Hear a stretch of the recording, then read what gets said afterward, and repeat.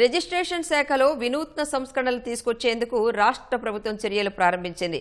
Public private partnership PPP విధానంలో 26 జిల్లా కేంద్రాల్లో రిజిస్ట్రేషన్ సేవా కేంద్రాలు ఏర్పాటు చేసేందుకు ప్రణాళికలు సిద్ధం చేసింది.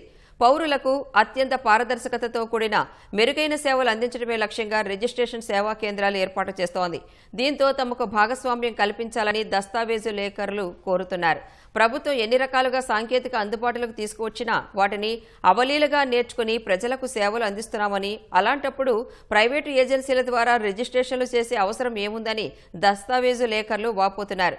జీవో 396ను పునర్పరిశీలించాలని దస్తావేజు లేఖరులు ఆందోళన వ్యక్తం చేస్తున్నారు. ముందు ప్రజలు తమ తాలూకు ఆస్తుల లావాదేవీలకు సంబంధించి ఆ దస్తావేజులు పత్రాలు అన్నీ పట్టుకుని దస్తాలేఖరు వద్దకు వచ్చేవాళ్ళండి. మేము ఆ దస్తాల రికార్డు అంతా పరిశీలన చేసి ఆస్తి రిజిస్ట్రేషన్కి యోగ్యమైంది కాంది చెప్పి ఎవరు హక్కుదారులో అవన్నీ నిర్ధారణ చేసి ఆస్తులు రిజిస్ట్రేషన్ అవుతాయా అవ్వవా, దాంట్లో ఉండేటువంటి ఇబ్బందులన్నీ చెప్పిన తర్వాత వాళ్ళు కోరిన విధంగా దస్తావేజ్ తయారు చేసేవాళ్ళం. గతంలో ఉండేటువంటి ఈ ప్రక్రియని ఈ కార్డు ప్రైమ్ 2 అని చెప్పి కొత్త విధానాన్ని మన ప్రభుత్వం ప్రవేశపెట్టడంతో దస్తాలేఖరు పాత్ర మరింత పెరిగి ఆ దస్తావేజు సంబంధించి రిజిస్ట్రేషన్ శాఖలో ఎంటర్ చేసినటువంటి చెక్ స్లిప్ విధానాన్ని కూడా, అంటే డేటా ఎంట్రీ కూడా ఇప్పుడు దస్తావేజులేఖరే స్వయంగా చేయాల్సి వస్తుంది.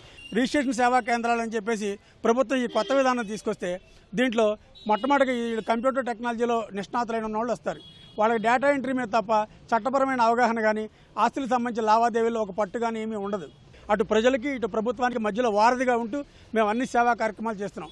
ప్రభుత్వంలో రిజిస్ట్రేషన్ సేవా కేంద్రాల్లో మమ్మల్ని కూడా భాగస్వాములు చేయమని ప్రభుత్వానికి మేము విజ్ఞప్తి చేస్తాం. దస్తావేజ్ లేఖరులు మరి 100 ఏళ్ల పైబడి ఈ వ్యవస్థలో ప్రజలకి సేవలు అందిస్తూ ఉన్నారు.